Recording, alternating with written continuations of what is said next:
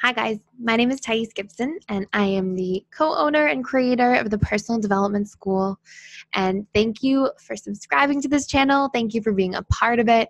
I'm really excited to share a video with you today that was requested quite a bit, honestly, from different members inside of the Personal Development School. And they're talking about okay, what constitutes as a secure attachment style? Because a lot of people are making these sort of leaps and progress towards that and trying to really take note of, okay, what does this look like now? So I want to address a couple core questions that pop up. And I also want to go through a little bit about secure attachment style and really approach it from a unique perspective today. I want to take a little, put a spin on more than what's out there in terms of research and your typical, okay, this is what secure attachment behavior is, because I think that this has evolved. And I also think that there are certain qualities that we need as human beings to prepare us for secure attachment and secure relating all over, not just in romantic relationships, but in the workplace, in our friendships, our family relationships. So first and foremost, I won't go too far into this because most of you are going to know this on the channel in the first place, but attachment theory discusses about how we have 4 attachment styles that are quite prevalent. We have our secure, which is the only secure attachment style. And this usually comes from congruency in childhood, parents who show up and connect with their child, validate their needs, basically positively emotionally respond when a child expresses their feelings or emotions. And basically the child learns that, hey, I can trust my caregiver in a situation. And these initial rules that we get for how to relate to our caregiver as a child basically get reprojected onto our adult romantic relationships, as our adult romantic relationships essentially replace our caregivers, our parents, as becoming our new primary attachment figure. So when we're looking for somebody secure, we usually look for parents that were trustworthy, connected to the child's needs, didn't repress the child's feelings, listened to the feelings, made feelings and emotions quite acceptable. And also individuals who basically responded to distress effectively, felt safe to be around, were quite predictable, and basically created this secure base or foundation for a child in their early developmental years. Now, our attachment style can change over time. We have a lot of research that says our attachment style is basically developed between the ages of 0 to 2 years old, but we know we have neuroplasticity. The brain changes.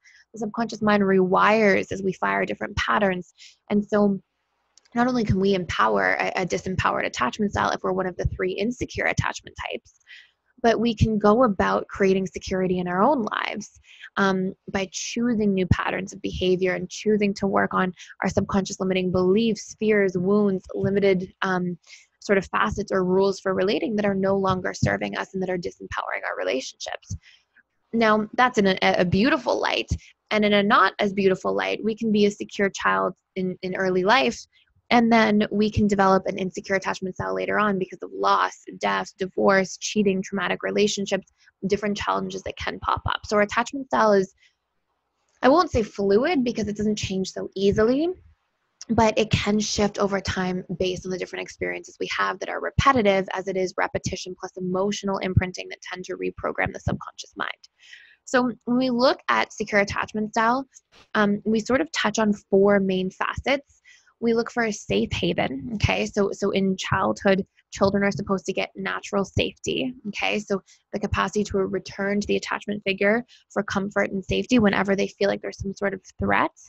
And an attachment figure, a primary or secondary attachment figure, wants to be able to provide that safe haven for the child. A secure base in general. So we want the primary attachment figure to act as this foundational space for security, from which the child can sort of explore themselves, the environment, and feel like in the proximity of the caregiver, nothing's going to go wrong. There's consistency, there's predictability, and there's safety in the sense that the caregiver is also emotionally safe, okay? Proximity maintenance is another big piece. So we want to feel like we can be close to the people that we are attached to, and we sort of have this desire to be close to them. And that can be violated if there's a parent or caregiver who's depressed, anxious, emotionally volatile, unpredictable, maybe suffering from a cluster B personality disorder, addicted, these sorts of challenges, or even a parent who's very uninvolved. If their parenting style is very uninvolved and they don't really attune to the child, and they sort of create this space all the time, then that can create this desire to stay away from the caregiver, because we want the connection and we crave it, and we're biologically wired for that connection and attachment. And if it's not given to us when we're attuning to a caregiver, we can perceive it as rejection, and it can hurt. And the last big piece here is separation distress, when we focus on observing an attachment style, which is basically talking about how much anxiety sort of arises when there is the absence of a caregiver, and how quick that anxiety is to resolve itself when there's closeness again and that caregiver returns. So if many of you aren't familiar already, there's Mary Ainsworth's strange situation experiment, which studies early attachment style behaviors and sort of brings these things together to be able to observe what a child's attachment style is. However, these things do change over time. So when we have somebody who's secure, it suggests that they're raised with confidence and they learn self-esteem because they believe that their primary caregiver will be available to them. So they naturally learn trust, they learn to connect safely, and they're less likely to have these deeply imprinted fears at an early age. When a child learns as well around a healthy attachment figure that they can express their needs and their needs get met, and then they can express their feelings and they're heard and respected and adapted to and taken into consideration. These are also the initial building blocks for trust, for safety, for vulnerability, for self-esteem, because it's like, oh, I can be seen and heard, and I'm worthy of being seen and heard. My needs are worthy of being met. So we get these primary building blocks. And if there's an absence of these things, then obviously it tends to lead to the opposite. So while there is this very critical stage of development that takes place for a child in early life, you could say, again, these things do shift throughout the course of life as well, okay? So let's look at securely attached qualities, because I want you to be able to take inventory. So what we see in securely attached adults is some of these are initial qualities, and I've added a whole bunch of other ones that I think are just basically non-negotiable if you want a healthy and secure relationship, and things that are very important. So there's sort of a combination of both in here. But essentially we see adults who are able to actively listen and take into consideration the feelings and needs of others without perceiving them. You know, sometimes you'll have an off day or you can take things the wrong way, but there isn't a habit of pervasively perceiving somebody else's feelings and needs as some sort of criticism towards you. So there's this actual capacity to actively listen. There's a capacity to be vulnerable and feel somewhat safe within it. You don't have to feel like it's great to be vulnerable everywhere all the time, but you want to be able to feel like vulnerability is a possibility for you. Emotional regulation, the capacity or ability to self-soothe, to be able to process your own feelings and needs and emotions. You want to be able to feel like you can have trusting and lasting relationships. You want to be able to, trust others. Now, trusting others doesn't mean blindly trusting everybody everywhere. It means taking the time to trust in yourself enough to have your boundaries, to support your boundaries, to properly vet other people and decide if they are fitting for you, if it's the right relationship, and taking your own needs into consideration so that you can assess whether or not somebody is worthy of being trusting. And if you decide that, yes, this person is trustworthy, then the ability to trust, not completely without question, but without obsessing or wondering or worrying or becoming suspicious all the time in these close relationships. Healthy boundaries are also a very important quality of securely attached individuals. Self-awareness, the ability to understand what's going on inside of ourselves, to know our feelings and needs, to act on them, to express, and to feel safe doing so.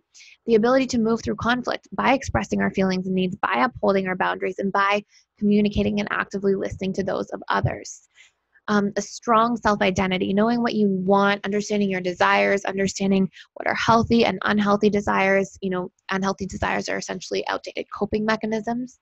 And the capacity to have good self-esteem. So self-esteem isn't this thing where it's like, I'm so confident, I feel like I'm the king of the world. Self-esteem is the absence of limiting beliefs, painful stories, fears about yourself, defectiveness schemas, things that are you tearing yourself down in your internal dialogue, or through action by disrespecting your own feelings and needs and abandoning them or not thinking about them, to over people please and provide for others. Okay, these are some of the qualities. And last two things, feeling comfortable to share ourselves with others. This sort of goes hand in hand with vulnerability and the capacity to seek out social support and to ask for help and receive it if needed. So these are the core securely attached qualities. I hope that shed some light for those of you who are curious and interesting as you're seeing yourself move towards a more securely attached style. And in a follow-up video, I'm going to talk a little bit more about secure parenting prerequisites